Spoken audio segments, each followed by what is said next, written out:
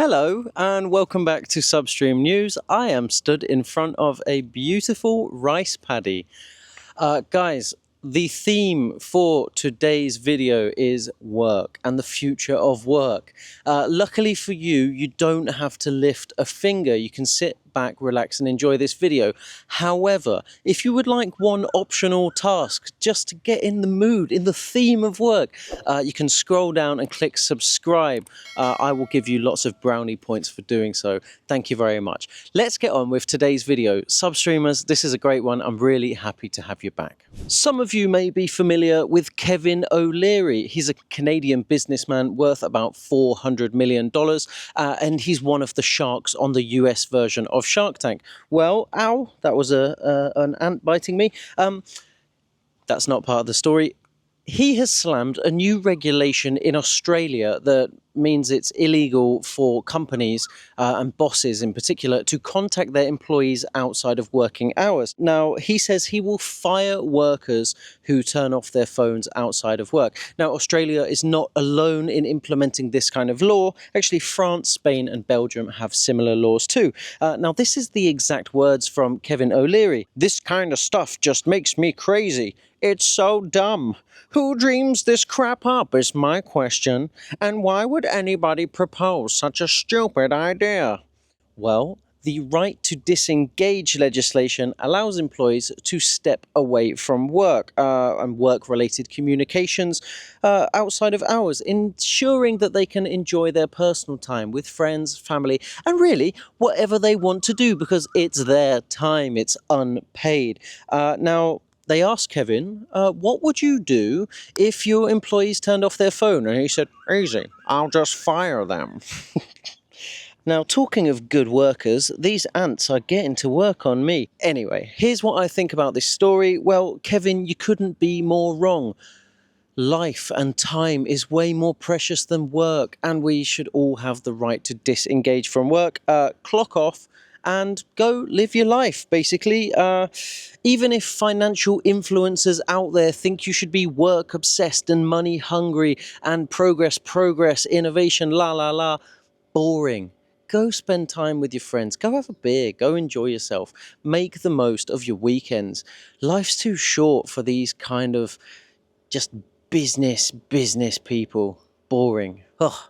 Let's move on to the next story. So the future of work may have improved in Australia, but what about at Amazon, one of the world's biggest and ugliest companies?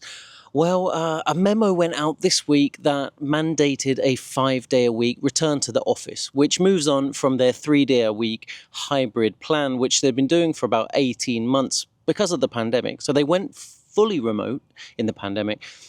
They have been 3 days a week for 18 months, and now they want full return to the office.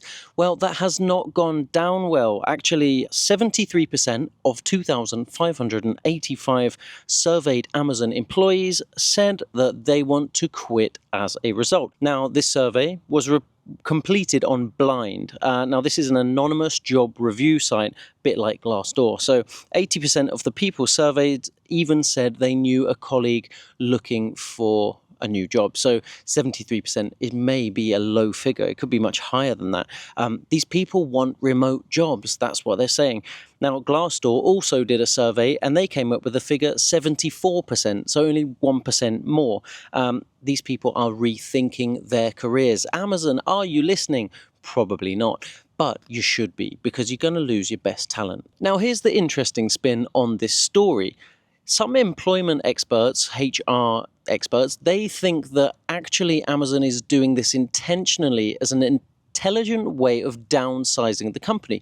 Because if people quit, it saves the company a lot of money. If they fire people, lay them off and make them redundant, it costs them bundles. It costs them absolutely loads. So what's Amazon's position? Well, they've said they saw over the last 15 months that the move from fully remote to 3 days in the office saw massive performance gains, and they are using that as kind of the information needed, mosquitoes killing me, to go back to the office full time. Now, I'm going to tell you my perspective.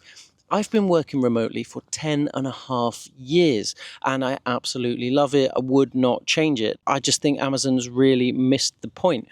People want the best of both worlds. Hybrid works for a lot of people, and I actually think hybrid is bad for the company only in the sense that they can't access a global talent pool.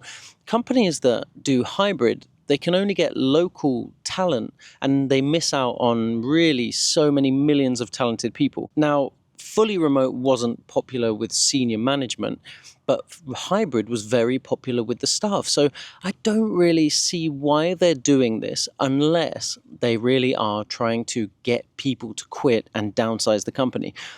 Because the data would suggest that there's a beautiful bell curve where the sweet spot is 3 days a week. I have always worked remotely, and whenever a client or employer has tried to make me come work in the office, I've usually left as a result. I've always left a result or have managed to negotiate to continue working fully remotely.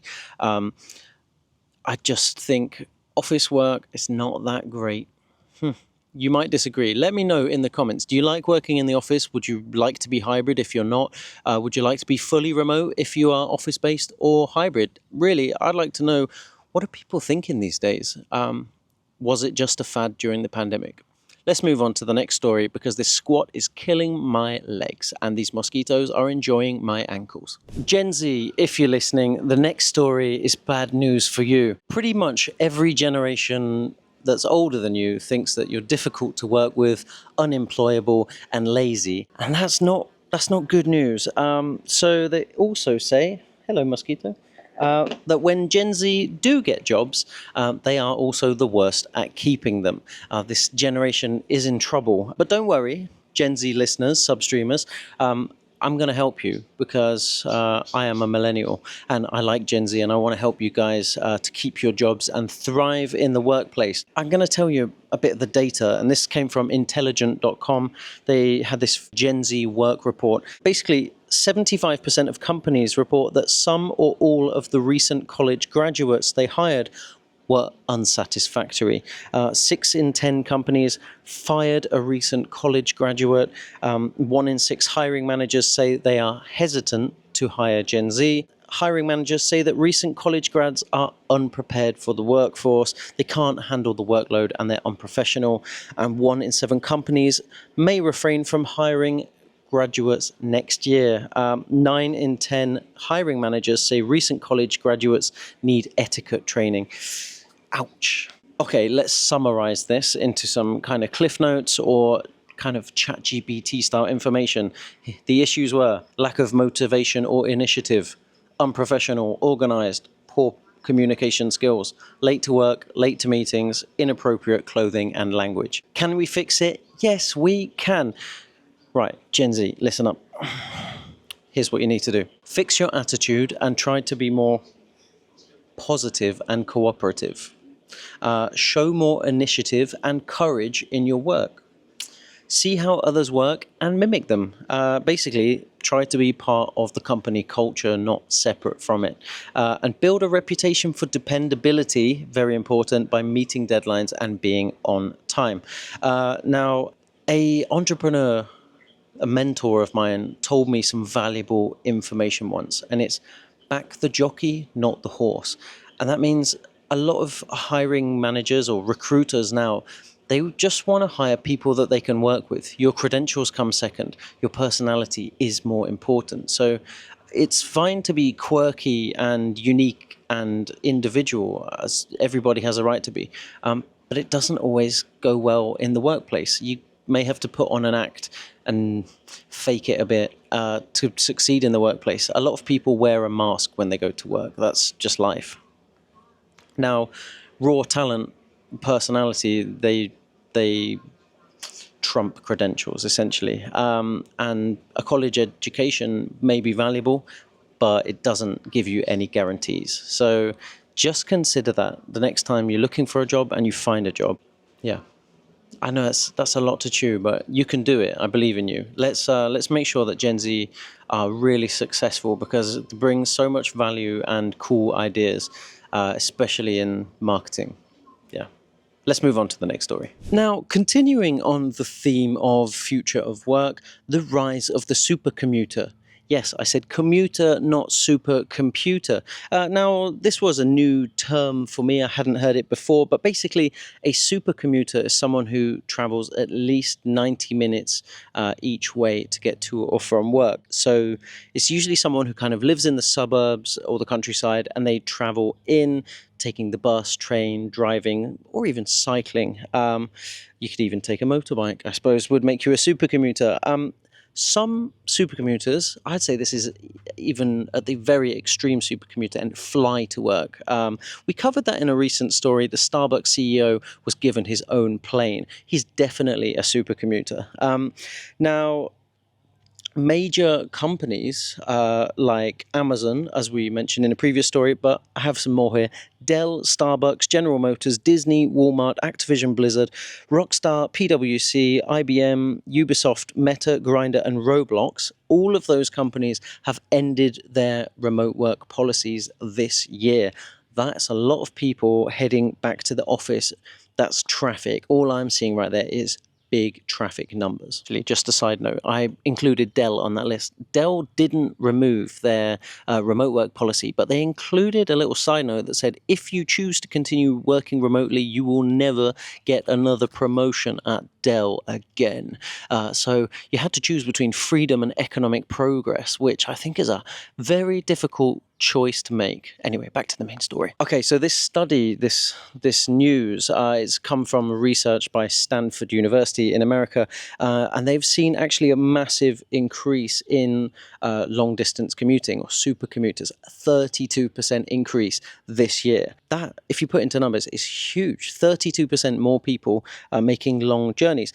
Now, there were actually specific hot zones in the US where this was more prevalent than others.